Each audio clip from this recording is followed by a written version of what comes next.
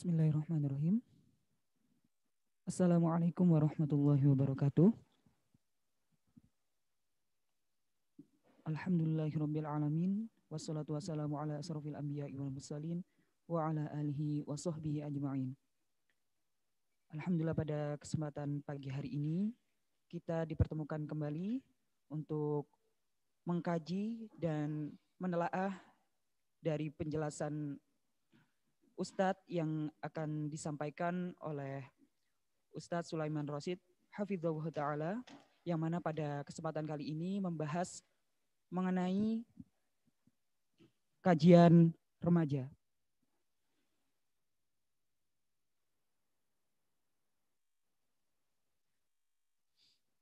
Yang berjudul Aku Pun Mulai Jenuh. Ya, sebelum masuk materi, ya, izinkan kami selaku moderator untuk mengenalkan beberapa program dari Mahat MPD, yang mana Mahat MPD telah membuka beberapa program spesial Ramadan 1442 Hijriah, yaitu terdiri dari program reguler, dan ini terbuka untuk umum, terdiri dari beberapa program yaitu Bahasa Arab, yang akan membahas mengenai kaidah imla dan durusul lughah. Kemudian program kedua Tahsin Dasar, menggunakan metode Imam Asy-Syafi'i 20 jam. Dan yang terakhir adalah Tahsin Lanjutan, menggunakan buku panduan metode Imam Asy-Syafi'i 20 jam. Dan ini programnya dikenai biaya sebesar Rp125.000.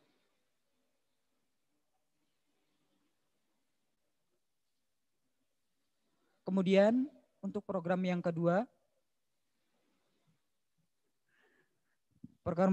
yaitu Mahat MPD Lil Atfal, dan ini khusus untuk anak-anak, terdiri dari dua program, yaitu program Kibar Pra, kemudian program Kibar A. Program ini dikenai biaya Rp100.000.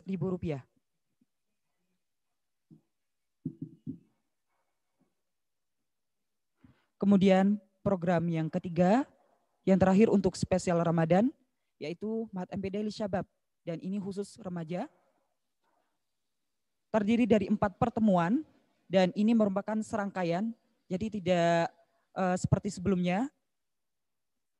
Yang sebelumnya program-programnya harus memilih salah satu. Untuk Lil Syabab, untuk Mahat MPD Lil Syabab, ini merupakan rangkaian yang secara berturut-turut akan dilaksanakan setiap 1 kali sepekan, yang terdiri dari pembahasan akidah, kemudian adab, fikih remaja, dan fikih pergaulan remaja. Untuk program ini dikenai biaya Rp60.000.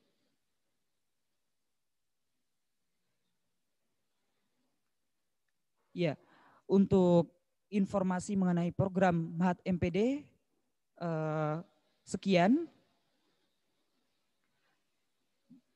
Karena waktu sudah menunjukkan pukul 8:30, maka dari itu kepada Ustadz Sulaiman Rasyid hafizahullah ta'ala, waktu dan tempat kami persilahkan.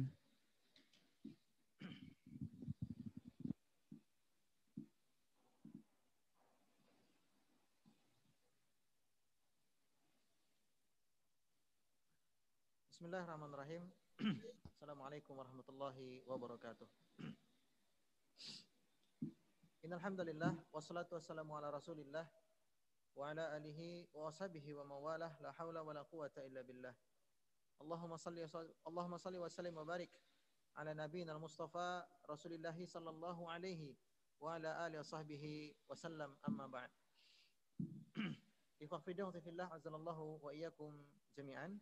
Ya, kita berjumpa kembali di majelis ilmu yang diselenggarakan oleh tim Ma'had Masjid Pogung Dalangan yang beralamatkan di Dusun Pogung Dalangan, Dusun Pogung Kidul, Sinduadi, Melati, Sleman, Yogyakarta, yang mana masjid ini, Masjid Pegunungan alhamdulillah terpilih sebagai masjid paripurna, ya, masjid pemenang untuk diutus oleh Provinsi DIY diperlombakan antar masjid, ya.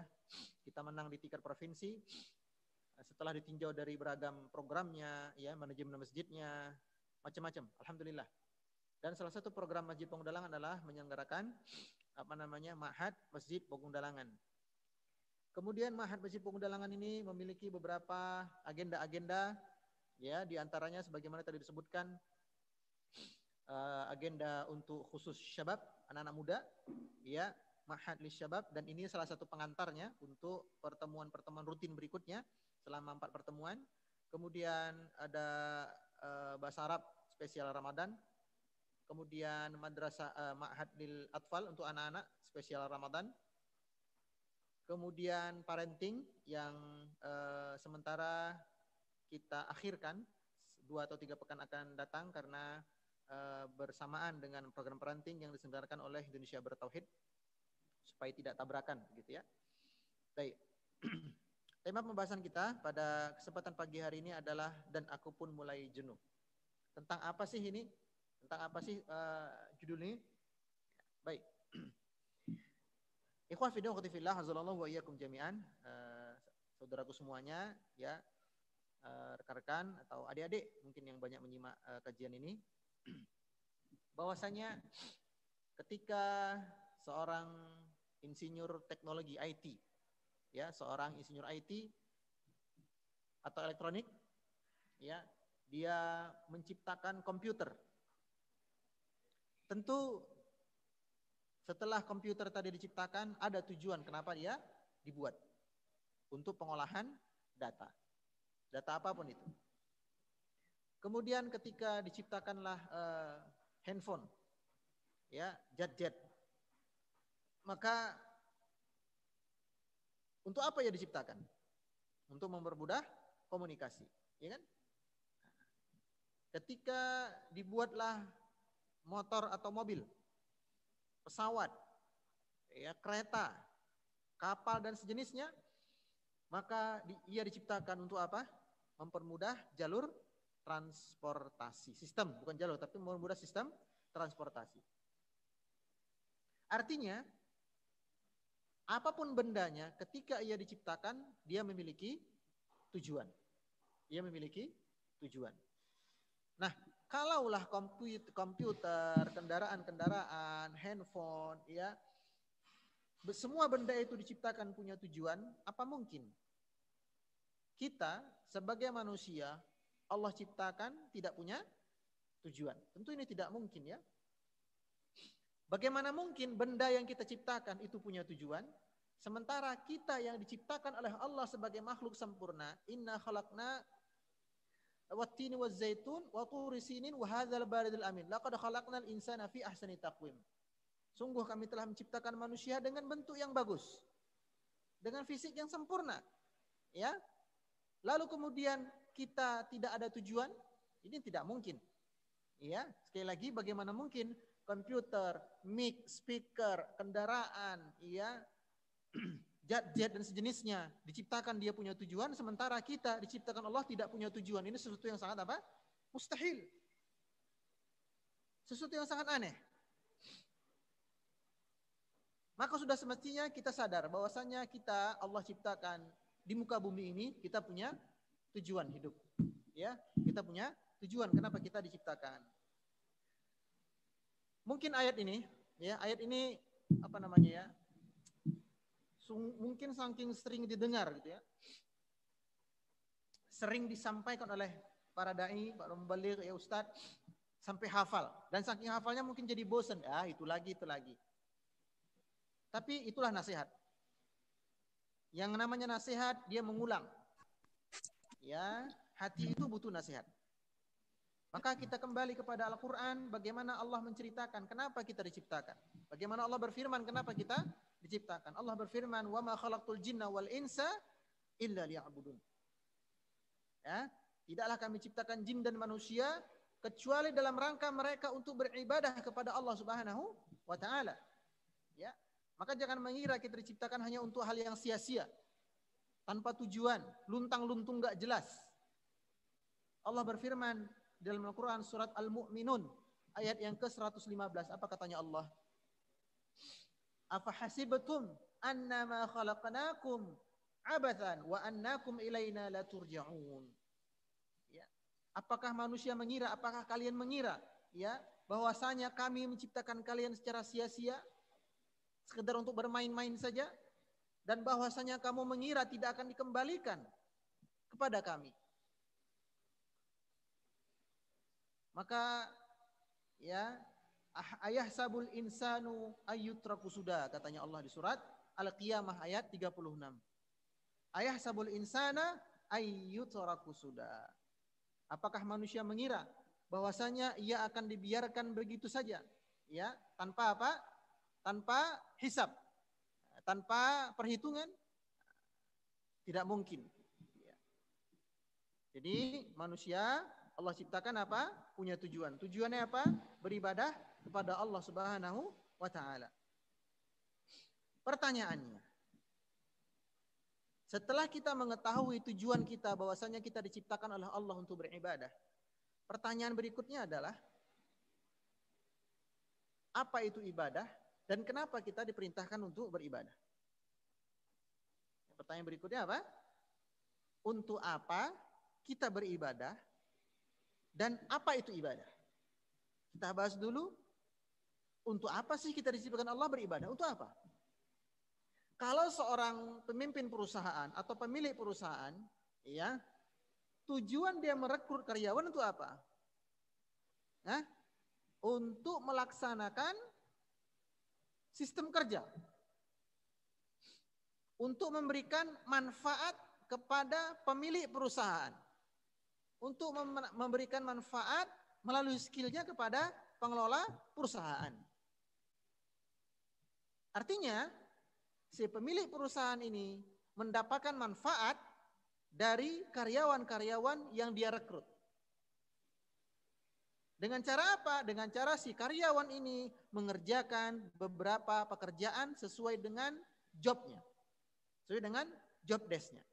Si karyawan dapat gaji, si pengelola dan pemilik perusahaan dapat keuntungan.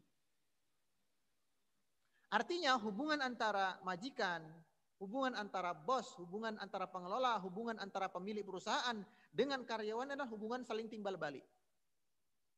Ya, si pemilik memberikan lapangan pekerjaan, si karyawan memberikan pelaksanaan kerja. Si karyawan mendapatkan gaji, si pemilik pengelola mendapatkan apa? Keuntungan. Itu kalau hubungan antar manusia. Tapi hubungan antara manusia dengan Allah Subhanahu wa taala, ketika si hamba tadi beribadah kepada Allah, apakah Allah mencari keuntungan dari ibadahnya tersebut? Ya? Apakah Allah mencari keuntungan dari ibadah hambanya tersebut? Apakah kalau kita semuanya ya beribadah kepada Allah, kemudian Allah tambah kaya, ya, kemudian Allah bertambah kekuasaannya, ya, Allah mendapatkan untung besar. Sebaliknya kalau kita tidak beribadah kepada Allah, Allah kemudian rugi, Allah kemudian bangkrut, berkurang kekuasaan Allah, berkurang kekayaan Allah, berkurang kemuliaan Allah? Tidak. Inilah bedanya ketika seorang karyawan yang mengabdi kepada perusahaannya dengan seorang hamba yang mengabdi kepada Allah Subhanahu wa taala. Allah Azza wa Jalla kekuasaannya tidak akan bertambah dengan semua makhluk beribadah kepadanya, karena kekuasaan Allah tanpa batas. Yang namanya tanpa batas kan nggak ada limitnya. Ya, kekuasaan Allah, kemuliaan Allah, kekayaan Allah tidaklah terpengaruh jumlahnya dengan hamba-hambanya yang beribadah. Sebaliknya, kekuasaan Allah, kekayaan Allah, kemuliaan Allah Subhanahu wa taala tidak akan berkurang barang secuil pun. Tidak akan berkurang sedikit pun seandainya seluruh makhluk semuanya membangkang dan durhaka kepada Allah Subhanahu wa taala.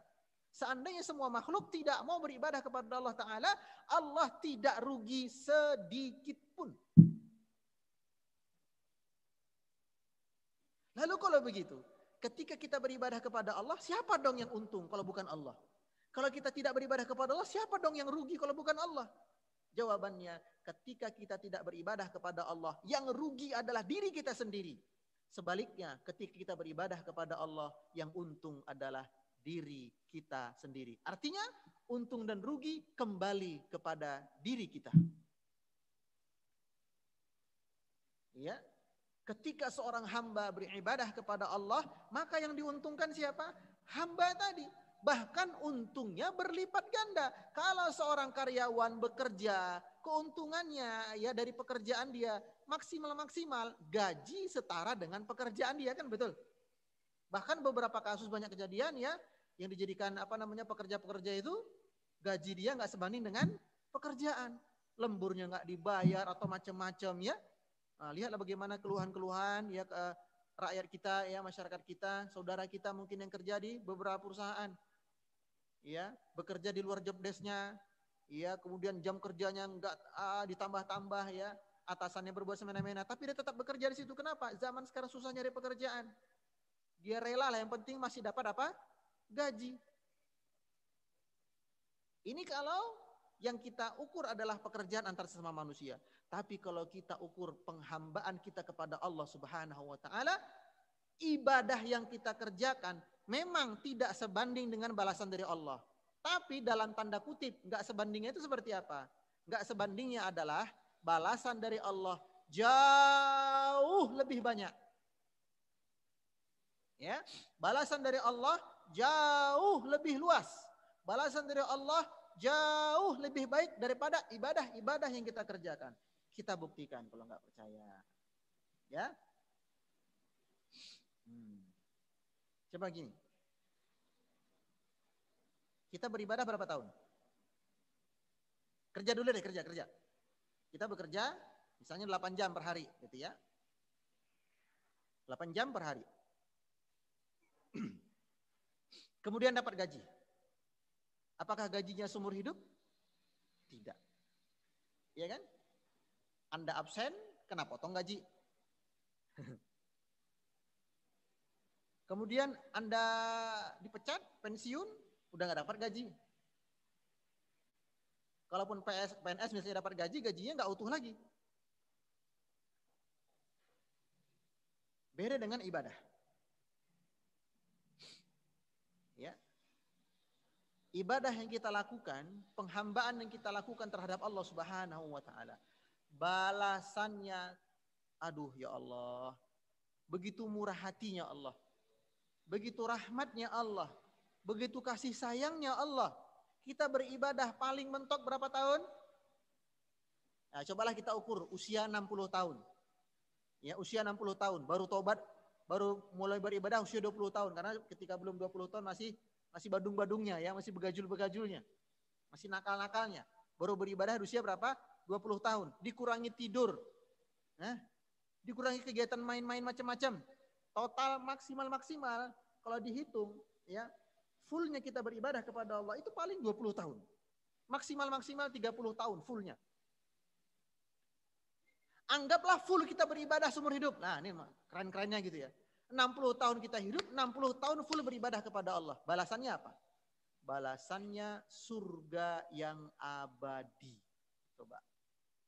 Apa ada pekerjaan dunia yang kayak begitu? Enggak ada. Enggak ada pekerjaan dunia ini yang sifatnya seperti itu, enggak ada. Ya. Kita beribadah kepada Allah maksimal 60 tahun, balasannya berapa? Tanpa batas. Balasannya surga yang tidak lain mengenal apa? Kematian. Jangan kematian. Di surga kita udah nggak kenal ngantuk, capek, kesel, apa meneh mules, nggak ada. Surga nikmatnya abadi, nggak pernah capek, nggak pernah bosan, nggak pernah kesel, nggak pernah mangkel. Apa meneh ngantuk, apa meneh turu tidur itu nggak mungkin lagi. Padahal kita cuma beribadah kepada Allah berapa tahun? 60 tahun. Tapi balasannya subhanallah. Maka ketika Allah membalas atas ibadah-ibadah yang kita kerjakan, itu semata-mata karena kasih sayang Allah, bukan karena ibadah kita. Ya, Kita masuk surga bukan karena ibadah kita, tapi karena kasih sayang Allah. Bagaimana mungkin surga yang nikmatnya seperti itu dan tanpa batas hanya bisa ditebus dengan ibadah yang 60 tahun? Tidak mungkin. Kalau diukur-ukur tuh nggak cocok, nggak masuk Pak Eko.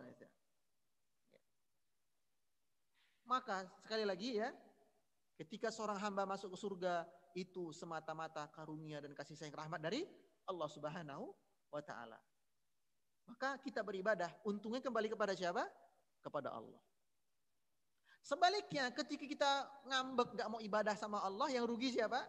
Diri kita sendiri. Maka ketika Allah menghukum hambanya, mengazab hambanya karena hambanya tidak mau beribadah kepada Allah, maka Allah mengazab dengan keadilan, bukan dengan kezaliman. Ya, Allah mengazab dengan apa? Keadilan, bukan dengan kezaliman. Allah Azza wa Jalla berfirman, kelanjutan Az-Zariyat ya. Tadi 56, sekarang 57, 58. Apa katanya Allah? Ma uridu minhum mir rizqi wa ma uridu ayyut'imun. Aku enggak butuh rezeki dari mereka, katanya Allah. Aku enggak butuh pemberi rezeki dari mereka dan aku enggak butuh suplai makanan dari mereka. Ya, innallaha huwar razzaq. Tapi akulah Allah yang memberikan rezeki kepada mereka. Dzul quwwatil matin, dan akulah zat yang maha kuat lagi maha kokoh. Tayyib. Kita sudah tahu tujuan kita diciptakan untuk apa? Beribadah. Kita juga sudah tahu, ya, ketika kita beribadah, untungnya kembali kepada siapa? Kepada kita. Ketika kita tidak beribadah, ruginya kembali kepada siapa? Kepada kita. Pertanyaan terakhir, kalau begitu, mahiyal ibadah. Apa itu ibadah? Ya, apa itu ibadah? Sangat banyak para ulama ya yang memberikan definisi tentang ibadah. Di antara ulama yang paling bagus definisinya adalah sebagaimana yang disebutkan oleh Syekhul Islam Ibnu Taimiyah. Beliau berkata, al-ibadatu huwa ismun jami' likulli ma yardallah wa yuhibbuh. Ibadah adalah segala bentuk ya amalan ya yang dicintai oleh Allah dan diridhoi oleh Allah. Ya, segala bentuk perbuatan yang dicintai dan diridhoi oleh Allah Subhanahu wa taala. Minal aqwal wal af'al. Nah, baik itu perbuatan berupa aqwal ya ucapan lisan ataupun af'al perbuatan anggota badan. Az-zahiru wal batin. Baik itu amalan yang tampak maupun amalan batin, amalan hati. Ini definisi ibadah yang paling lengkap. Saya ulangi ya, ibadah adalah segala bentuk amalan perbuatan yang diridhoi dan dicintai oleh Allah Subhanahu wa taala. Yang mana amalan tadi bisa berupa ucapan, bisa berupa amal badan, ya. Yang mana amal tadi bisa berupa amal yang tampak zahir maupun amal batin. Nah, itu ibadah. Jadi ibadah itu bukan melulu apa? Salat. Ya. Bukan melulu apa? Zakat.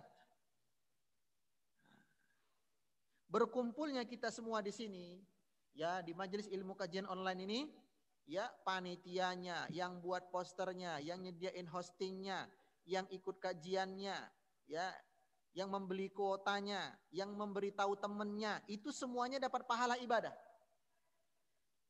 Semuanya dapat pahala ibadah. Berarti ibadah itu luas dong. Oh, jelas. Ibadah itu sangat luas. Makanya katanya para ulama, seandainya engkau menggunakan seluruh umurmu untuk beribadah, maka engkau tidak akan sanggup mengerjakan semua jenis ibadah. Saking apa? Saking banyaknya jenis apa? Ibadah. Maka jangan sampai dari sekian banyak jenis ibadah itu kita terlewat, malah mengerjakan ibadah yang tidak sesuai tuntunan.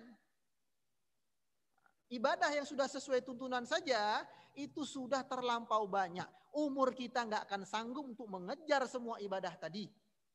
Maka bagaimana mungkin kita sempat-sempatnya mencari ibadah yang tidak ada dituntunkan oleh Rasulullah Sallallahu Alaihi Wasallam. Coba kita berpikir sederhana sajalah. Ibadah Dari mulai bangun tidur, ya, sampai tidur lagi. Bahkan di tengah-tengah bangun ketika tidur masih ada ibadahnya juga. Itu aja belum kita kerjakan semuanya. Lalu bagaimana mungkin kita mau mengerjakan ibadah yang tidak pernah dicontohkan oleh Rasulullah sallallahu alaihi wasallam? Maka jangan sampai kita termasuk orang-orang yang merugi. Karena apa? Karena mengerjakan ibadah yang tidak sesuai dengan tuntunan. Ya, Allah berfirman di surah Al-Ghasyiyah, hal ataka haditsul ghasyiyah. Belumkah datang kepadamu berita tentang hari kiamat? Wujuhu yawma idzin khasyi'ah. Pada hari itu banyak wajah yang tertunduk malu, hina dina. Kenapa? Amilatun nasibah. Padahal ketika di dunia mereka beramal dengan amalan yang sangat banyak. Di antara tafsirannya sebagaimana penjelasan Al-Imam Ibnu Katsir, di antara tafsirannya adalah mereka ini adalah orang-orang yang mengumpulkan amal yang banyak, tapi amalnya itu tidak sesuai dengan tuntunan Nabi Shallallahu Alaihi Wasallam. Akhirnya mereka menyesal, mereka merugi di hari kiamat. Orang yang kerja tapi tidak dapat apa? Gaji. Tayyib. Kita sudah tahu tujuan kita diciptakan, beribadah. Kita sudah tahu untung ruginya ibadah. Dan kita sudah tahu apa definisi dari ibadah. Apa yang dimaksud dengan ibadah. Lalu Ustadz, apa kaitannya dengan tema kita, dengan poster kajian kita? Yang namanya beribadah, ya, tentu ada pasang surut. Betul? Tentu ada fase naik turun. Fase semangat dan down. Fase on fire sama lemah. Al-imanu yazidu wa yanqusu. Iman itu kadang naik, kadang turun. Yazidu bi ta'atillah. Iman itu akan naik ketika kita taat kepada Allah, wa yanqusu bi ma'siyatillah, dan iman akan down ketika kita bermaksiat kepada Allah Subhanahu wa taala. Ikhwah fi din wa fillah azallallahu wa iyyakum jami'an. Saat ini, ya, kita sedang memasuki masa-masa di mana potensi untuk jenuh, potensi untuk bosen, ya, potensi untuk futur sangat besar. Karena apa? Karena ritual-ritual agama yang biasanya kita kerjakan di masa-masa normal, ya, tidak lagi bisa kita kerjakan sebagaimana masa normal di kondisi seperti ini. Ya, ritual-ritual ibadah, beragam ritual ibadah yang bisa kita kerjakan di masa normal dengan cara yang normal, tapi di fase-fase kondisi abnormal seperti ini, kondisi wabah seperti ini, ya, ritual-ritual ibadah tadi agak sulit kita kerjakan secara normal. Kajian yang biasanya kita hadir di majelis ilmu, ya kan, berhadap-hadapan langsung dengan tuan guru, ya, memegang pensil dan kertas, ya. Kajian secara apa? Offline, ya, tatap muka langsung dengan ustadz kita. Yang biasanya itu kita lakukan di masa-masa normal, begitu kena pandemi kajiannya tidak bisa offline. Padahal majelis ilmu, kajian adalah salah satu charge terkuat, ya, salah satu cas terkuat untuk pohon iman. Tidak mungkin pohon iman itu tetap terjaga, tumbuh berkembang kalau tidak disiram dan dipupuk dengan majelis ilmu. Maka di masa pandemi ini potensi untuk jenuh, bosan, bahkan berujung futur sangat besar. Karena sulitnya mengakses ilmu yang offline. Belum lagi, ya, di majelis ilmu biasanya kita bertemu dengan teman-teman saleh, ya kan? Kan begitu. Kalau majelis ilmu kan yang kita temui siapa? Ya teman-teman saleh. Ya paling ada 1-2 orang lah yang niatnya untuk ganti sendal, ya. Tapi 1-2 orang, ya. Ya mungkin dia pakai prinsip ambil baiknya buang buruknya, kan begitu, ya. Ambil sendal yang baik, buang sendal dia yang buruk. Tapi mayoritas mereka adalah orang-orang yang mencari ridha Allah. Selain menambah ilmu, yang saya yakin kebanyakan mereka bukan hanya menambah ilmu, tapi ingin mencas iman mereka. Ya, pagi sampai sore berhadapan dengan dunia. Maka ingin mereka luangkan waktu sejenak untuk merendahkan hati mereka kepada Allah, untuk menyejukkan jiwa mereka yang terlampau panas. Dengan apa? Majelis ilmu. Tapi majelis ilmunya tidak ada. Yang kedua, sudah jarang berkumpul dengan teman-teman yang soleh. Maka semakin besar potensi untuk jenuh, bosan, bahkan futur. Ya, terlalu lama telinganya untuk tidak mendengar kalamullah, mendengar hadis Nabi Sallallahu Alaihi Wasallam, mendengar kisah-kisah para ulama yang saleh. Ya, terlalu lama matanya tidak bertemu dengan teman-teman yang baik. Maka ini berbahaya untuk pohon keimanan. Belum lagi apa? Belum lagi gara-gara wabah ini, ya kita terpaksa isolasi. Dalam arti tidak terlalu sering-sering keluar rumah kecuali untuk urusan yang urgent banget. Artinya kita terkungkung di rumah.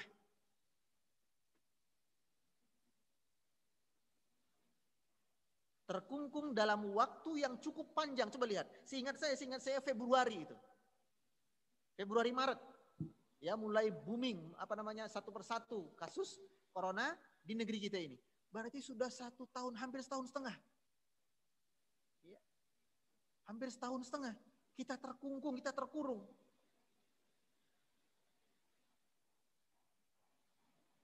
Belum lagi potensi berikutnya apa? Saking lamanya terkurung, semuanya harus serba apa? Online. Iya kan? Artinya setiap anak-anak remaja, ya adik-adik sekalian, rekan-rekan sekalian, anak-anak remaja ini diberikan akses oleh orang tuanya internet. Majelis ilmu sudah jarang. Ketemu teman soleh juga semakin jarang. Kemudian terkungkung di kamar, menyendiri. 3, kemudian punya akses internet bebas.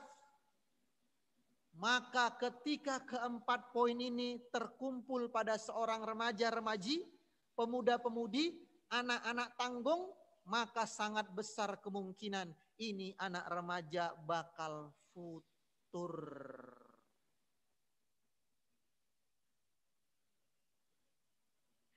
Belum lagi faktor yang kelima, kawan-kawan sekalian. Rekan-rekan, ikhwah fillah, azanallahu wa iyyakum jami'an. Faktor kelima apa itu?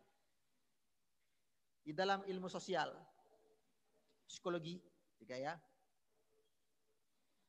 Potensi keributan, potensi konflik, ya, akan semakin besar, akan semakin tampak ketika anggota keluarga semuanya itu berkumpul di rumah di waktu yang sama. Ya, ketika apa? Anggota keluarga satu rumah itu berkumpul semuanya di waktu yang sama di dalam waktu yang panjang. Karena apa? Karena sejatinya akhlak seseorang, ya, pribadi seseorang, karakter seseorang, sikap seseorang yang asli, saya ulangi, yang asli hanya akan tampak di rumahnya. Bukan di luar. Bukan di luar, tapi di rumah. Buktinya apa? Buktinya kalau kita keluar rumah, baju apa yang kita pakai? Sobek-sobek. Kalau kita mau keluar rumah, baju apa yang kita pakai? Kaos yang udah berubah warnanya, kerah baju yang sudah meluber-luber, badan yang sudah bolong-bolong, tidak kan? Kalau kita keluar rumah kita pakai baju terbaik, baju yang bagus, rapih, wangi, cakep gitu ya. Tapi coba di dalam rumah, wes kaos oblong, sarungnya wes rangsah wes pirang-pirang tahun, ya. Yang perempuan pun begitu, mungkin cuma dasteran. Bayangkan, ini terjadi di sebuah rumah. Suami istri. Makanya karakter suami itu kan ketahuannya di rumah, bukan di luar. Karakter laki-laki kan demikian. Kita sangat mudah nih, termasuk kejiwaan kita ya. Kita sebagai laki-laki sangat mudah untuk bertutur kata santun lemah lembut kepada wanita yang bukan anggota keluarga kita. Gak percaya? Cobalah Anda anak muda, anak remaja. Kalau ngomong sama orang tua sendiri paling, mungkin anak-anak remaja sekarang Masya Allah ya, saya udah juga ini. Sedih ya. Sama bapaknya dia ngomong kowe-kowe ya. Padahal ini mohon maafnya ini orang Jawa ya. Masa ngomong sama bapaknya kowe ya. Kami orang Batak ya, orang Medan ya. Orang Medan yang disebut orang Jawa sebagai orang-orang kasar, ini mohon maaf ya. Kami di kalangan orang Batak nih, saya orang Batak ya. Jangankan manggil bapak ya. Ninggikan suara kepada bapak ya. Apalagi mandang wajah bapak itu nggak berani. Aib bagi kami. Apalagi manggilnya sampai, pokoknya itu kan kamu ya. Manggil bapak, Pak kamu mau kemana Pak? Udah kamu hilang tuh dari kakak kalau begitu ya. Dari kartu keluarga C1 dihapus nama kamu, nggak ada lagi. Makanya saya kaget orang Jawa yang terkenal dengan kesantunan, keramah tamahannya. Kok ada anak remaja ngomong sama bapaknya kok kowe? Kowe wae bu, kowe wae pak. Lucunya ketika dia ngomong sama bapak temannya ya, ketika dia ngomong sama bapak temannya atau bapak tetangga, itu ngomongnya pakai bahasa Kromo Injil. Coba, bapaknya tangga lewat, ya kan, ngobrol. Bapaknya ini nanya ke dia, leh, arep nang ndi leh? Oh niki pak, badhe teng omahe rencang kula. Nah itu lihat, kepada bapaknya orang lain yang bukan siapa-siapa dia ya, bukan yang menafkahi dia ngomongnya apa? Lembut. Tapi kepada bapaknya sendiri ngomong kasar.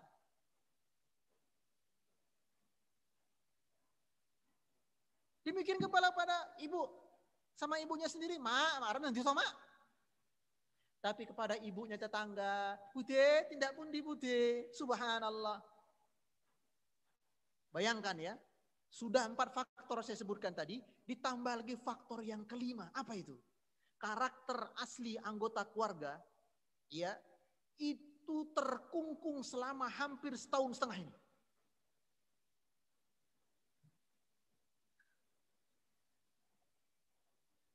Bagaimana coba? Gimana nggak bosen? Gimana nggak jenuh? Gimana nggak futur? Ditambah lagi, iya, tiap anggota keluarga berbeda-beda kemampuan mereka untuk memanage emosi. Berbeda-beda kemampuan mereka untuk menata mental mereka. Maka ini kalau nggak dikokohkan dengan iman dan ilmu, putus. Sama orang bisa ramah, tapi sama orang rumah rame, bukan ramah ya, rame. Maka ikhwah sekalian ya, ikhwah fillah wa fillah azzalallahu wa iyyakum jami'an. Lalu bagaimana kiat-kiat? Ya, apa kiat-kiat ya di tengah pandemi ini? Di tengah situasi yang tak menentu seperti ini? Ya. Kita bisa survive. Kita bisa bertahan di tengah panjangnya pandemi. Yang wallahu alam tak sampai kapan. Di saat iman ini melemah, semangat menurun, futur menyerang. Apa yang bisa kita lakukan? Di antaranya, ya, yang pertama dan paling utama, agar kita bisa survive, bisa bertahan, tidak bosan dan tidak jenuh, apalagi sampai futur. Demikian pula kepada pasangan suami istri, ya, kepada pasangan suami istri yang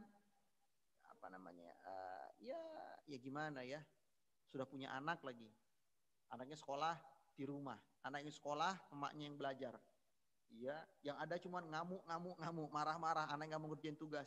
Maka apa yang bisa kita siapkan, apa yang harus kita lakukan untuk menghindari stres, kejenuhan, kebosanan, bahkan nyaris futur ini? Maka yang pertama dan paling utama adalah kita tetap meluangkan waktu, menyediakan waktu untuk mengkaji ilmu agama. Waduh Tat, Ani kira solusinya nambah jam kerja. Ya bukan, ya bukan. Solusi pertama adalah ilmu dan amal. Ya, ilmu dan amal. Allah Azza wa Jalla berfirman di surat Al-Kahfi. Ini ayat sebenarnya berkisah tentang Nabi Musa dan Nabi Harun. Ya. Apa katanya Allah Subhanahu wa taala? Wa kaifa tasbiru ala ma lam tuhitu bihi khabara. Bagaimana engkau bisa bersabar kalau engkau tidak punya ilmu tentang bagaimana cara bersabar? Coba lihat. Ya. Bagaimana engkau bisa survive, bertahan? Bagaimana pohon imanmu tetap kokoh menjulang sementara engkau tidak tahu caranya merawat pohon iman tadi? Kisah ini sebenarnya kisah tentang Musa sama Harun ya. Jadi kan Musa sama Harun ini kan berbeda syariat. Tapi intinya tetap sama, tauhid. Ya. Maka Nabi Musa yang berjalan bersama Musa Harun, Musa sama Khidir ya. Kan berbeda syariat. Maka Nabi Musa yang berjalan bersama Khidir kaget-kaget. Gimana nggak kaget? Nabi Khidir udah ditolong naik perahu, perahunya dibolongin. Turun dari perahu, ada anak kecil langsung dibunuh. Masuk ke desa yang nggak ada mau menjamu, salah satu rumahnya diperbaikin. Musa kan lama-lama mangkel. Ya. Kok semuanya bertentangan dengan apa yang Musa tahu? Maka apa katanya Khidir? Ya, atau Khadir ya? Katanya apa? Wa kaifa tasbiru. Wahai Musa, gimana engkau mau bersabar coba? Ala ma lam tuhid bihi khubra. Kalau engkau tidak mengilmui tentang apa-apa yang aku kerjakan. Lihat Nabi Musa aja ditegur loh ya. Nabi Musa ditegur oleh Khidir. Padahal secara status kenabian, Nabi Musa di atas siapa? Nabi Khidir. Musa kan top 5. Ya kan ulul azmi. Nuh, Ibrahim, Musa, Isa, Rasulullah sallallahu alaihi wasallam. Tapi Nabi Khidir berkata apa kepada Musa? Musa, kalau engkau tidak mengilmui sesuatu, gimana engkau bisa teguh dan bersabar di atasnya? Logikanya, kalau Nabi Musa aja nggak bisa teguh dan bersabar, apalagi siapa? Kita. Padahal Musa kan ulul azmi. Apalagi kita. Bukan ulul azmi, bukan juga Nabi. Maka di antara cara terbaik untuk tetap survive, ya, bertahan di tengah pandemi ini, ya, jenuh dan bosan, nyaris futur, ingat, kembalilah ke majlis ilmu.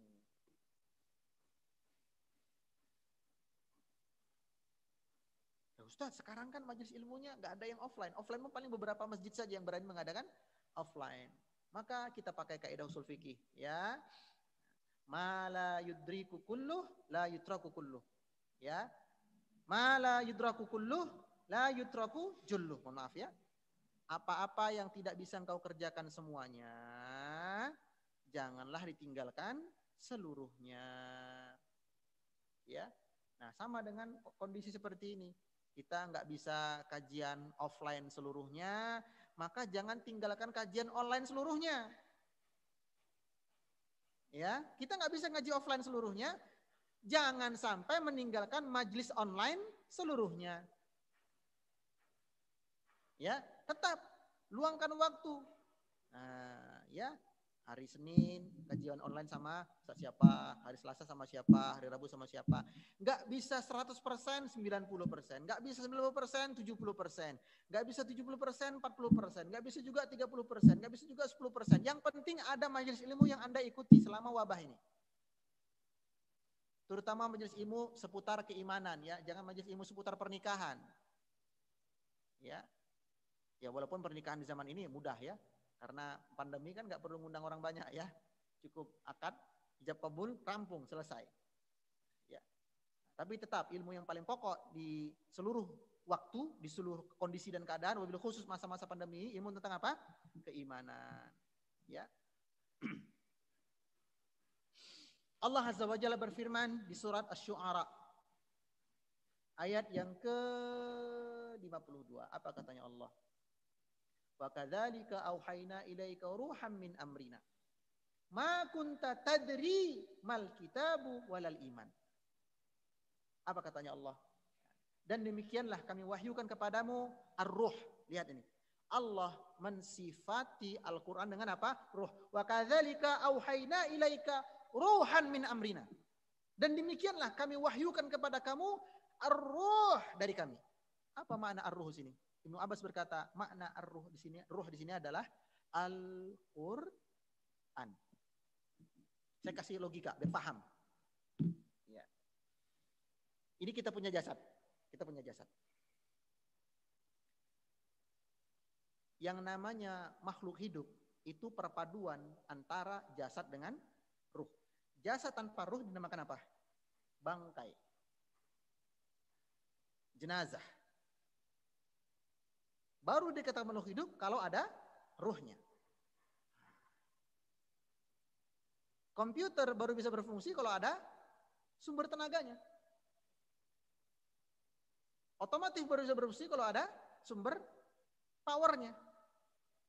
Kita, tubuh kita, ya, kehidupannya apa?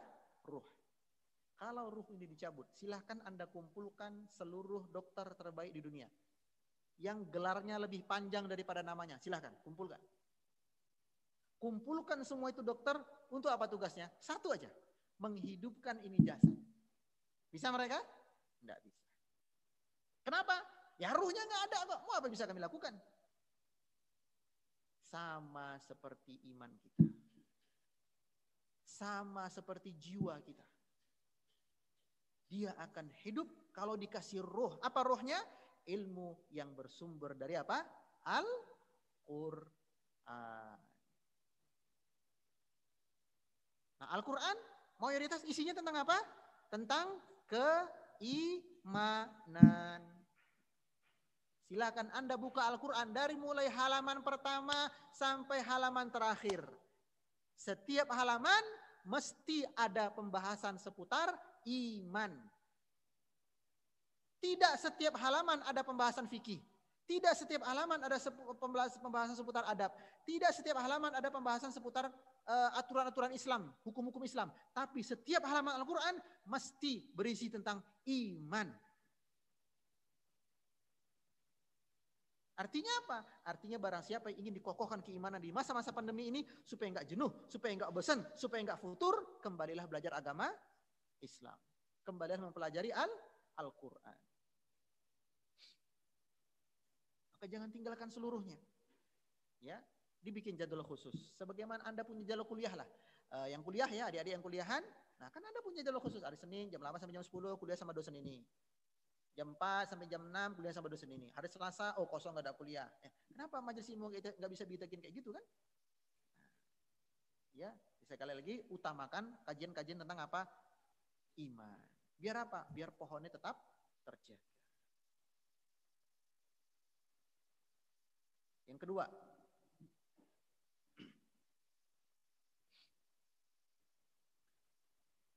agar kejenuhan, bosan dan nyaris futur ini tidak sampai menerpa kita, ya. Maka yang kedua, jangan lupa untuk membaca kisah-kisah terbaik sepanjang zaman. Ya, yang pertama jelas sirah Rasulullah SAW itu yang paling utama. Ya, tidak ada kisah terbaik kecuali kisahnya Rasulullah SAW, kisahnya para al-anbiya wal mursalin. Ya, kisah para nabi, kisah para rasul, kemudian kisah-kisahnya para sahabat, sahabiah, tabi'in, kisah para ulama saleh, ya. Bagaimana mereka bertahan di tempat oleh ujian. Ya, Imam Ahmad yang dihukum di penjara, dicambuk sampai cambuknya itu berubah warnanya. Karena apa? Karena darah dan kulit beliau yang menempel di cambuk tadi. Tapi Imam Ahmad tetap kokoh imannya. Bilal bin Rabah, ya, yang ia disiksa oleh Abu Jahal CS. Khabbab bin Al-Ard yang punggungnya disetrika oleh Abu Jahal CS. Semua mereka survive di pohon keimanan mereka. Itu dibaca kisah-kisahnya. Ya, membaca kisah-kisah orang-orang soleh zaman dahulu. Yang ketiga, adik-adik sekalian, rekan-rekan yang kami cintai karena Allah, agar kebosanan, jenuh dan nyaris futur ini tidak menghampiri kita, ya, jangan lupa untuk senantiasa tetap berkomunikasi dengan rekan-rekanmu yang saleh. Ya, untuk tetap berkomunikasi dengan rekan-rekan Anda yang saleh. Walaupun tidak bisa berkumpul langsung offline, ya, minimal di grup gitu ya, jangan lupa say hello, ya. Anda minta, tolong dong 3 hari sekali gue ada reminder, ya, ingatkan untuk perkara sholatnya, perkara Al-Qur'annya, karena saya kalau nggak diingetin itu kadang suka putus, kadang suka lewat gitu ya, suka lalai. Lalu teman Anda membalas, ingetin saya juga dong. Ketika dua insan yang saleh ini saling saling mengingatkan, maka insya Allah pohon iman akan tetap tumbuh berkembang. Setidak-tidaknya dia nggak berkurang, apalagi sampai layu mengering. Daunnya tak akan jatuh. Ya. Nah, jadi tetap menjalin komunikasi. Ya, kalau misalnya aman untuk bertemu gitu ya, berkumpul, maka ya jangan banyak-banyak lah ya, kumpulnya 2-3 orang gitu ya. Nah, tetap bertatap muka dengan teman-teman Anda yang saleh, maka diusahakan. Ya. Dulu para salaf kita, ya, mereka juga nongkrong loh. Ya, mereka juga nongkrong. Jadi dikisahkan ada seorang ulama berkata kepada temannya, ya, esok sore yuk kita ngumpul di tempat itu. Untuk apa? Ditanya, beliau menjawab, untuk mengingat perkara-perkara akhirat. Jadi berarti sama dong kita dengan ulama dulu ya kan? Sama-sama apa? Nongkrong. Yang beda apa? Kontennya. Yang beda isinya. Kalau ulama dulu kontennya untuk apa ngumpul? Untuk perkara akhirat. Jadi apa? Iman mereka tetap terjaga. Jangan sampai udah masa wabah, nyaris futur, ketemu teman, tapi yang dibahas apa? Ikatan cinta. Ya gimana ya? Futur nanti.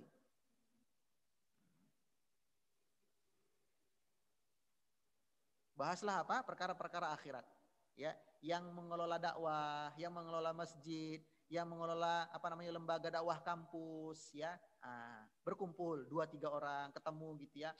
Kalau takut banget resikonya, ya sudah minimal bertemu di grup video call, ya, nge-zoom bareng, itu kan asik. Ya, biar apa? Biar pohon iman tetap terjaga. Yang keempat, ya, agar tidak jenuh bosen, ya, apalagi sampai futur, maka luangkan waktu untuk membaca dan menghafal ayat-ayat Allah, ya, Al-Quran.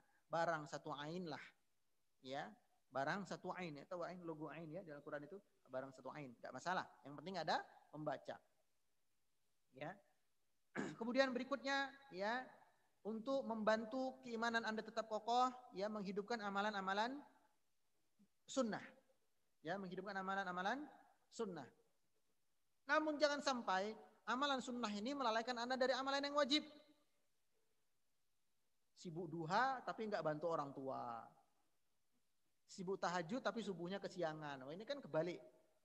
Ya, hidupkan amalan sunnah silahkan. Ya, tapi jangan sampai tertinggal amalan yang wajib. Terakhir, ya, habis ini kita tanya jawab. Terakhir, ya, agar pohon iman tetap subur, tidak jenuh, tidak bosan sampai futur. Jangan lupa isti'anah. Ya, minta tolong kepada Allah Subhanahu wa taala. Iyyaka na'budu wa iyyaka nasta'in. Kepadamu ya Allah kami beribadah dan kepadamu jualah kami minta pertolongan. Coba lihat ini. Ibadah Allah sandingkan dengan minta tolong. Artinya apa? Artinya kita tidak akan mampu mengerjakan beragam ibadah-ibadah dan kebaikan kalau tanpa pertolongan Allah. Jangan sombong. Jangan merasa aneh udah lama ngaji, masa bisa futur. Ya, aneh alumni pondok, masa bisa futur. Jangankan anak ngaji alumni pondok ya. Di zaman Nabi aja ada yang murtad. Apalagi kita. Nauzubillah tsumma naudzubillah. Thayyib. Barakallahu li wa lakum wallahu taala alam. Sekian pembahasan kita pada kesempatan pagi hari ini. Kita akan masuk ke sesi tanya jawab. Sekaligus nanti ada pengumuman-pengumuman dari panitia Ma'had Masjid Pogung Dalangan. Fala ya tafadhal.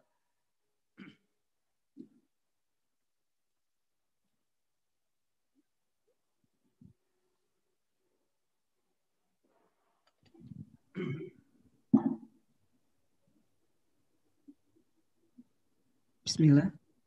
Ya.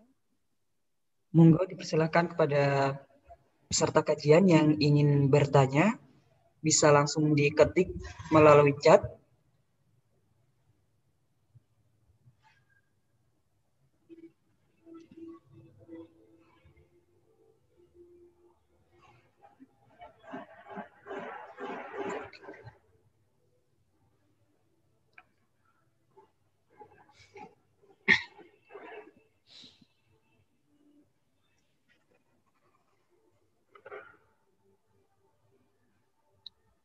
Ya, sambil menunggu pertanyaan dari peserta kajian, ya kami umumkan kembali beberapa program dari Masjid Pogung Dalangan, khususnya yang spesial Ramadan.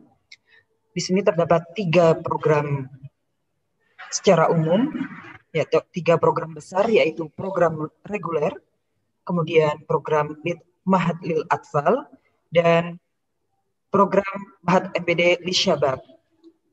Nah, untuk program reguler ini terbuka untuk umum, di mana programnya terdiri dari bahasa Arab, kemudian tahsin dasar, dan yang terakhir tahsin lanjutan. Kemudian program kedua, Ma'had MPD Lil Atfal, ini khusus untuk anak-anak yang akan mempelajari yang pertama Kibar Pra, kemudian yang kedua Kibar A. Kemudian program yang terakhir adalah program Ma'had Lisyabab, yaitu khusus remaja, yang terdiri dari 4 tema besar, yaitu mengenai akidah, adab, kemudian fikih ibadah remaja, dan yang terakhir fikih pergaulan remaja. Dan program kajian pada pagi hari ini merupakan kajian pembuka untuk program Ma'had MPD Lisyabab.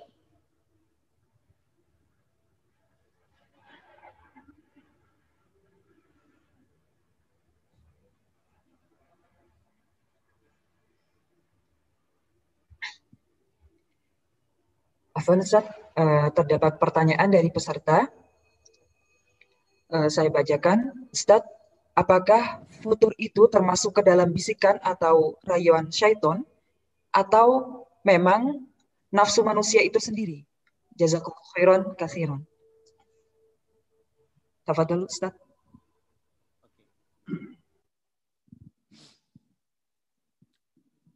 Apakah futur itu masuk bagian dari bisikan syaitan? Akan memang bawaan si manusia, syahwatnya sendiri. Maka dua-duanya benar. Ya, dua-duanya benar. Karena apa? Karena manusia itu sendiri punya apa namanya? Punya potensi untuk futur. Ya.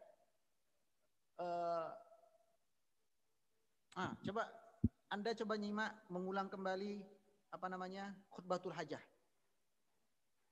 Wa na'udzu billahi min syururi anfusina wa sayyiati a'malina. Khutbah hajah ini apa maknanya? Dan kami berlindung kepada Allah, wa na'udzu billahi min syururi anfusina, dari buruknya syahwat kami. Ya, dari jeleknya jiwa kami ini.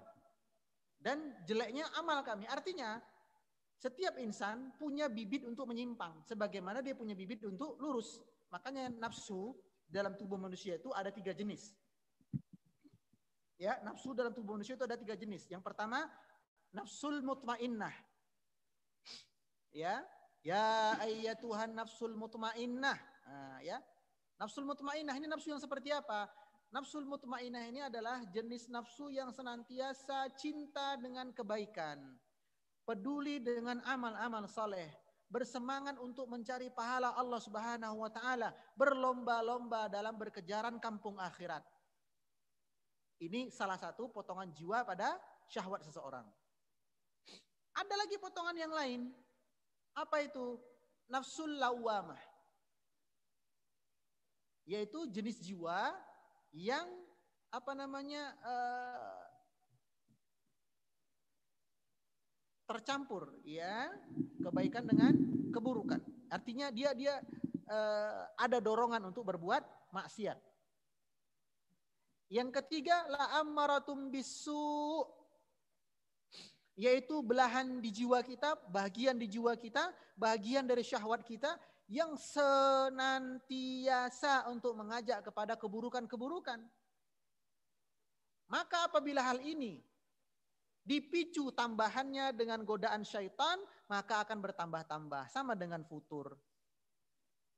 Ya, sebagaimana fitrah itu merupakan bibit dari kita, bibit kita, maka futur pun bibit dari kita, ada juga bibitnya pada kita. Sebagaimana kebaikan sudah Allah tanamkan pada hati kita, keburukan pun sama, ada yang ditanamkan ke dalam jiwa kita. Dan hal ini, kebaikan dan keburukan akan bertambah dan semakin besar sesuai dengan pengikut yang masuk ke dalamnya. Apabila yang engkau masukkan adalah ilmu, Al-Quran, teman-teman soleh, doa, maka yang kuat adalah nafsul mutmainnahnya. Ya, tapi kalau kita terkadang berbuat maksiat, maka yang kuat apa? Nafsul lawamahnya. Tapi kalau doyan maksiat, ya meninggalkan ibadah, cinta dengan keburukan, maka la amaratum bisu. Artinya apa? Artinya futur bisa kedua hal ini sekaligus. Bawaan manusia plus syahwat, plus godaan dari syaitan. Ya, wallahu taala a'lam. Barakallahu fiik.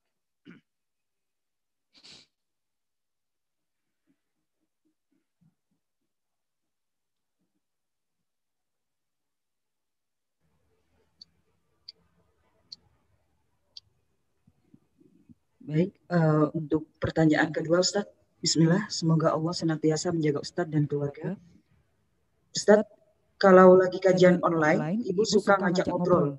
Apa boleh kita menanggapinya sambil angguk dan senyum saja, tapi sebenarnya kita dengarnya tetap fokus ke kajian.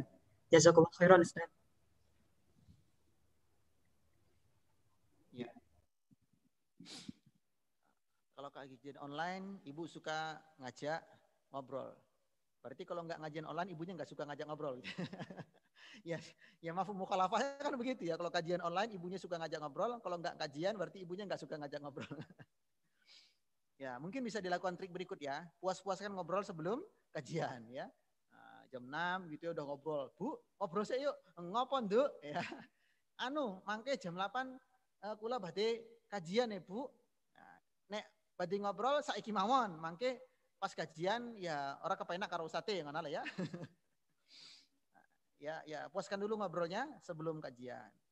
Ya, tapi kalau ada juga sebagaimana istri saya. Jadi kalau kita pas ngaji gitu ya, misalnya nge-live kajian Ustadz Firanda gitu ya dari rumah. Nah, itu apa namanya? Kadang istri ngobrol, tapi ngobrolnya nanya, "Mas, ini tadi apa yang dibilang ustadznya?" Ustadz lagi bicara tapi nanya, saya perjelas lagi. Ya enggak apa-apa. Jadi kalau ibu Anda ngajak ngobrolnya itu terkait dengan materi kajian ya, tadi ustadznya ngomong apa ya? Tadi kalimat apa ya? Bahasa apa ya? Nah, itu Anda jawab lah ya. Anda jawab. Kemudian apabila obrolannya di luar tema, apalagi nanya nanti ikatan cinta ada enggak ya lanjutannya ya. Anda lagi dengerin kajian, maka ya, Bu, maaf Bu, ya kasih tahu. Ya, saya sedang majelis ilmu, saya sedang kajian. Nanti insya Allah jam setengah 10 atau jam 10 kita bisa ngobrol lagi ya. Tergantunglah jenis permintaan ibu itu apa, penting ya, urgent banget atau sekedar iseng nanya ya. Misalnya lagi ngaji, ibunya nanya, "Leh, kapan nikah? Kapan rabi?" Wah, ini senyumin aja kalau gitu ya, senyumin aja. "Nggih, Bu, insyaallah." Ya. Tapi kalau obrolannya nanya kunci motor, misalnya, "Leh, kunci motor nang di Bapak arep mangkat iki." Ya, jawab dulu, ya. "Ini Bu kuncinya." Jadi tergantunglah jenis obrolannya, ya. Ya bisa dikasih kode dengan angguk dan senyum, ya. Tapi kalau perlu dijawab dulu, ya. Kalau perlu dijawab dulu, ya. Apalagi apabila kalau obrolannya, pertanyaannya ini sesuatu yang urgent dan penting. Ya, kalau sesuatu yang nggak penting, misalnya jam sinetron gitu ya, nggih kan aja, senyumkan aja ya. Ya Allah taala alam.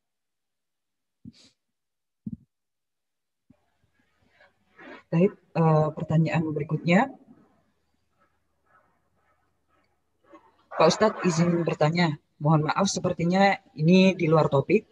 Ya. Beberapa hari yang lalu saya menemukan video YouTube terkait umur 40 tahun. Di video tersebut dijelaskan yang intinya ketika kita sudah mulai berusia 40 tahun, lebih baik difokuskan untuk beribadah. Tetapi saya masih kurang paham, Ustaz, apakah maksudnya di usia 40 tahun itu kita tidak lagi atau mengurangi jam kerja dan fokus beribadah sehingga tidak futur, atau bagaimana ya, Ustaz? Terima kasih.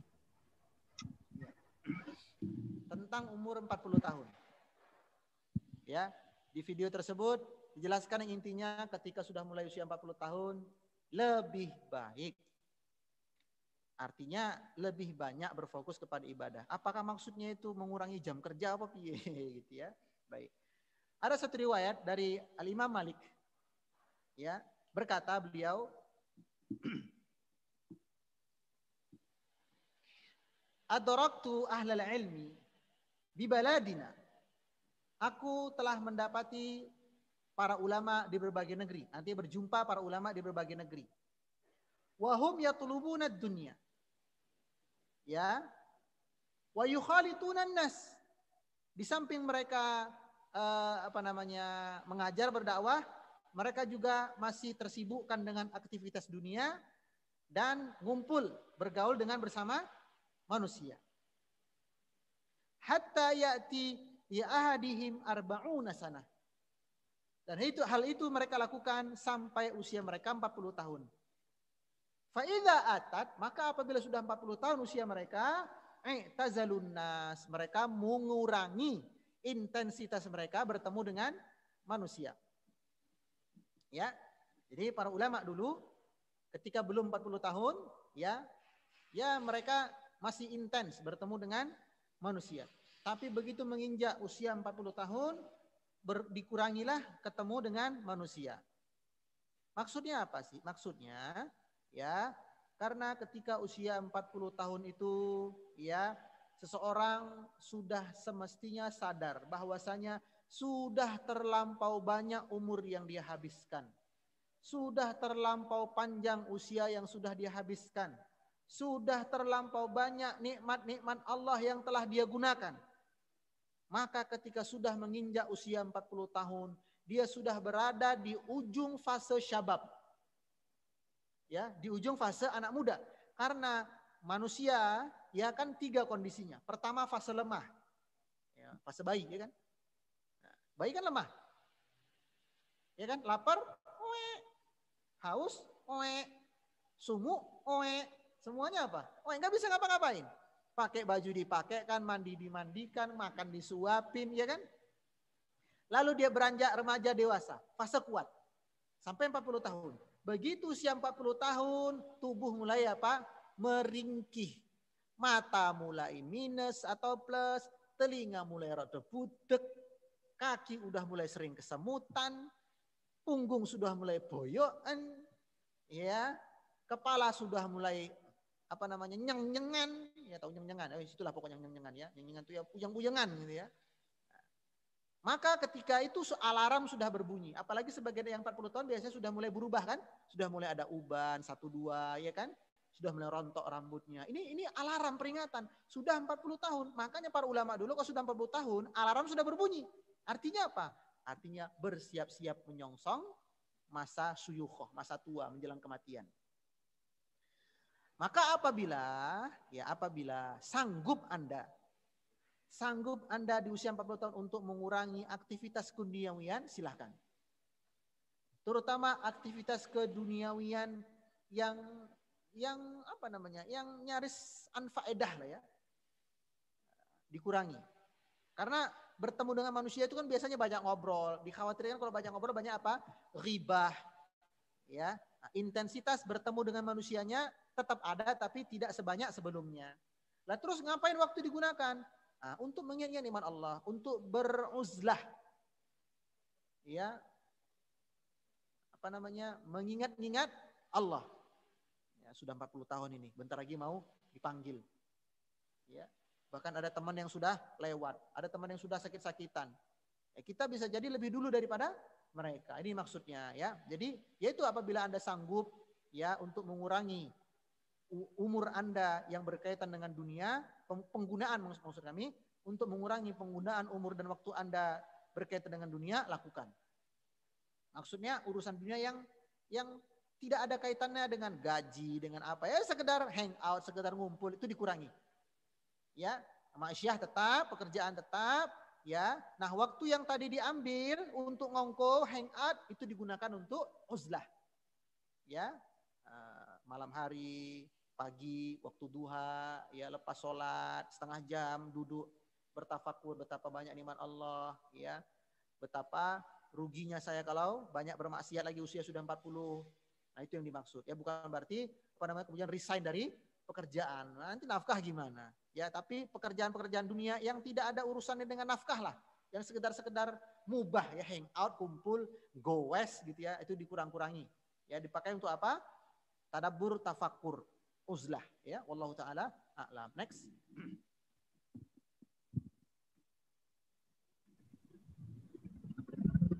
Pertanyaan berikutnya.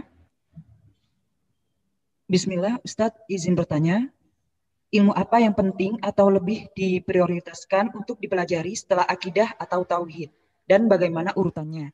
Karena kajian online terlalu banyak, sehingga terkadang bingung harus mengikuti yang mana dulu sebagai prioritas, Ustadz. Jazakumullah khairan. Iya.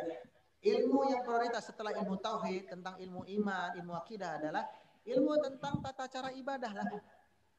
Kalau ilmu akidah itu belajar tentang kepada siapa kita beribadah, maka yang kedua yang harus kita belajar adalah ilmu fikih, yaitu gimana tata cara ibadah. Saya ulangi, ilmu akidah, ilmu tauhid itu mempelajari siapa yang kita ibadahi, maka yang kedua yang harus Anda pelajari adalah ilmu tentang tata cara ibadahnya. Bagaimana cara ibadahnya, yaitu ilmu fikih. Ya toharohnya, ya fikih sholatnya. Maka jangan sampai belum belajar fikih toharoh, belum belajar fikih sholat, tapi ujung-ujung sudah belajar fikih nikah. Ya, nah, jangan melompat gitu belajarnya. Belajar dari tadarruj ya, bertahap. Nah, cari itu pelajaran fikih toharoh. Gimana hukum-hukum seputar wudhu, bisa bulughul maram, ya, bisa al-wajiz, ya, bisa fathul qarib kalau Syafi'iyah, al-wajiz kalau Hanabilah, ya. Silakan ilmu fikih dasar. Kalau wanita, ini mbaknya bertanya wanita ya, buku fikih khusus wanita lah. Ahkamun nisa, hukum fikih seputar wanita, darah haid, nifas, istihadah, dan seterusnya. Yang ketiga adalah ilmu tentang apa? Ya karena Anda wanita, ilmu tentang apa? Tentang parenting, tentang keibuan dan pengasuhan. Ya, kemudian ilmu tentang adab dan rumah tangga bagi yang sudah menikah atau menjelang pernikahan. Ya, wallahu taala a'lam. Barakallahu fiik. Baik, pertanyaan berikutnya Ustaz. Barakallahu fikum. Afwan mau tanya. Saya coba mengisi kegiatan pagi dan malam dengan kelas online rutin atau kajian. Siangnya untuk kerja. Jadinya waktu untuk ngobrol dengan orang serumah sedikit. Sedangkan saat kumpul malah nonton sinetron. Jadinya saya sering di kamar. Mohon nasihatnya Ustaz. Ini ikhwan apa akhwat ini? Surya. Sepertinya ikhwan Ustaz. Berarti dia masih serumah sama orang tuanya ya? Iya. Kalau dari pertanyaan begitu ya. Dia kerja, terus ikut program belajar agama. Iya kan? Iya. Mau ngobrol sama orang tua, ada jamnya, dia sela, tapi orang tuanya malah nonton sinetron. Gimana ini? Ya. Ya namanya anak ya. Tentu berbeda ketika kita memberikan masukan, nasihat kepada orang tua dengan kepada teman sendiri. Kalau kepada orang tua perlu strategi khusus. Perlu pemilihan kata-kata yang khusus. Nah, maka perlu cara yang khusus juga. Anda pulang kerja, ya, itu sambil membawakan hadiah sesuatu. Ya, sesuatu. Hidangan di meja makan. Dia kumpulnya di meja makan. Kumpulnya di depan TV. Tapi Ustaz kalau saya bawa makanan dibawa di depan TV ya, sama aja ya. Ya makanya hidangan di meja apa? Di meja makan. Kemudian bisa sih Anda ganggu mereka nonton gitu ya. Anda bawa makanannya, Anda duduk membelakangi TV, tapi Anda menutupi TV gitu. Anda menutupi TV. Ya awas minggir. Oh, kok saya no, aku orang ngobrol karo bapak. Nah, misalnya adik Anda protes gitu ya. Saya mau ngobrol sama bapak. Pagi kerja terus nyantri lagi ya. Ini mau ada kesempatan ngobrol sama ibu sambil ngemil makanan gitu ya. Nah, apapun yang terjadi di TV bodo amat lah. Ya. Mau yang seputar sinetron, iklan Shopee, apalah itu ya. Yang penting Anda ngobrol aja, ganggu mereka, ganggu. Ya, tapi ganggunya ya halus lah ya, bukan ganggu dengan Anda duduk, Anda cabut kabelnya ya. Nanti Anda cabut juga dari dunia ini. Ya pelan-pelan, ya pelan-pelan. Ganggu nontonan mereka dengan cara apa? Suara Anda, enak nih makanan nih, ayo dimakan. Ya saya sekarang dimakan gitu ya. Jadi terganggu akhirnya apa? Wah kamu berisik banget sih. Ya sudah, mau ngobrol sama saya atau sama TV, ya, matiin TV-nya. Ya, jadi bawa hadiah, ya jangan cuman datang pulang kerja, Bu ya aja nonton TV, Bu. Ya gimana? Anda nggak ngasih sesuatu ya. Buat mereka sibuk. Misalnya kuaci. Kuaci, ngupas durian ini kan menyibukkan. ya intinya teralihkan lah mereka dari apa? Sinetron. Ya. Kalau perlu ajak suatu obrolan yang mereka agak nyentrik gitu ya. Anda pulang kerja, ya pulang nyantri gitu ya, mereka lagi nonton TV. Bu, nek aku rabi sesok piye, Bu? Bu, nek aku nikah, istilahnya saya mau nikah bulan depan gimana, Bu? Saya yakin, sefokus apapun ibu Anda di depan ikatan cinta itu, dia akan kaget. Hah, nih tenanan aku harap rabi. Ya, nek Arab ngobrol, sik Bu, meriki lah, ya. Nah ini Bu, mau saya ngobrolin, tapi ya jangan di depan TV lah, nggak enak. Gimana? Ya, jadi cari bahan obrolan yang kira-kira memancing apa?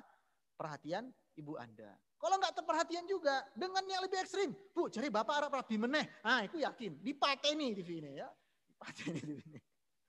Wallahu ta'ala a'lam.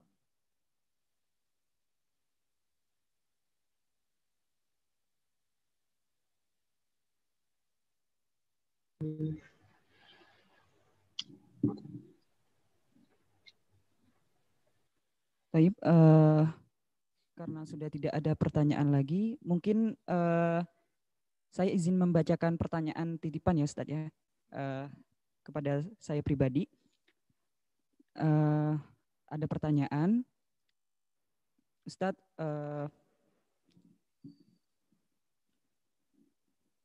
izin bertanya, ya, bagaimana tipsnya buat ikhwan yang baru hijrah, ya,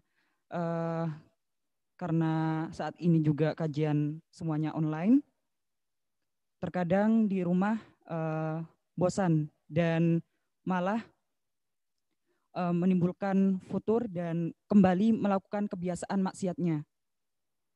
Nah ini terulang terus secara terus-menerus Ustadz.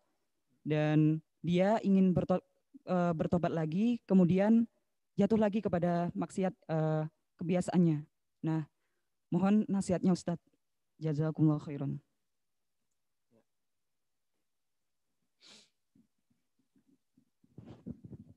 Aku terjatuh. Ya. Jatuh lagi. Di lubang yang sama. Kambuh penyakitnya. Allah Azza wa Jalla berfirman, Innal ladzina kafaru ba'da imanihim thumma zdadu kufra, katanya Allah. Sesungguhnya orang-orang yang kufur kembali kepada Allah setelah sebelumnya mereka beriman, bahkan kekufuran mereka bertambah-tambah.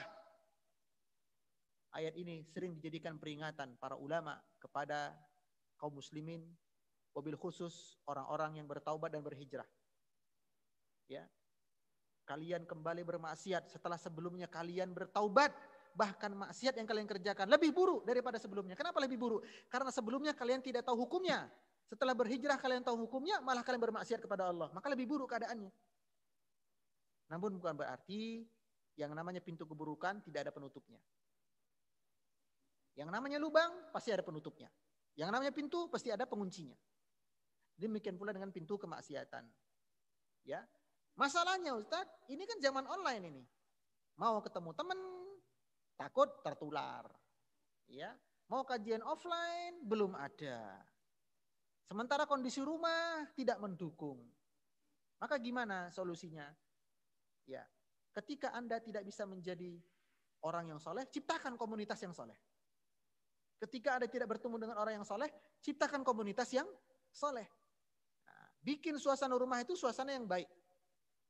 Ya, Anda di rumah punya DVD player, punya home theater, di setel. Kalau perlu sambungkan dengan parabola Islami, setel Roja TV, ya kan, Safdah TV, Ustadz, Badrus Salam, MPD TV, ya kan, disetel. Jadi kajiannya 24 jam. Oh, tapi jangan 24 jam ya, terganggu orang tidur nanti. Ya, disetel, jam-jamnya ada, ya. Sehingga setidaknya waktu-waktu senggang, waktu luang itu yang terdengar kalamullah, qala Allah, qala Rasul, wa qala sahabah. Gunakan teknologi yang ada di rumah untuk apa? Majelis. Jadi kalau Anda belum menemukan komunitas yang baik, belum menemukan orang yang baik, ciptakan. Sebagaimana seseorang yang belum ketemu pekerjaan, sementara dia butuh duit, apa yang harus dilakukan? Ya buat lapangan pekerjaan. Sama seperti lingkungan komunitas. Kalau Anda belum bertemu atau susah bertemu, maka ciptakan komunitas itu. Minimal mana? Di rumah. Ya. Gunakan fasilitas yang ada, komputer, laptop, speaker, home theater, ya DVD player dan sejenisnya untuk apa? Amal ibadah. Setel kajian, setel murotal. Ya. Kemudian kurangi mengurung diri di kamar. Ya, anak muda plus kesendirian, maka resultannya adalah kemaksiatan. Illa man rahimallah, kecuali orang-orang yang dirahmati oleh Allah. Ya, anak muda plus menyendiri itu resiko apa? Bermaksiat. Maka hindari apa? Banyak-banyak menyendiri. Ya. Ya kecuali pekerjaan ya kan memang harus. Ya itu beda ya. Tapi di luar itu hindari menyendiri. Kemudian isti'anah lah, minta tolong sama Allah. Ya Allah, buatlah aku mencintai apa-apa yang kau cintai dan buatlah aku membenci apa-apa yang kau benci. Ya, wallahu taala a'lam. Barakallahu fiik.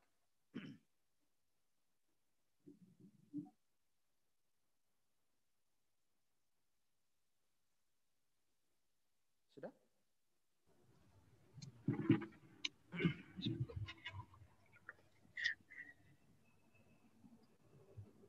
Baik, karena sudah tidak ada pertanyaan lagi dari peserta kajian, mungkin untuk rangkaian acara pada pagi hari ini kami cukupkan sampai di sini.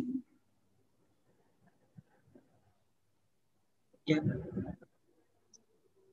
Namun berikutnya kami umumkan kembali ya mengenai program HMPD spesial Ramadan. Sekali lagi ya, terdapat program reguler yaitu mempelajari bahasa Arab dan tahsin, kemudian program Mahat MPD Lil Atfal untuk anak-anak, dan yang terakhir Mahat MPD Lisyabab untuk para remaja. Kemudian terdapat tambahan program yang insya Allah akan diinformasikan lebih lanjut di kemudian hari, yaitu mengenai program Madrasah Ayah Bunda yang sesi kedua. Ya, insya Allah akan dilaksanakan pada bulan April. Ya, mungkin cukup sekian. Oleh karenanya kami tutup. Okay? Ya. Sebagai penutup, mari kita tutup dengan membaca kafaratul majelis.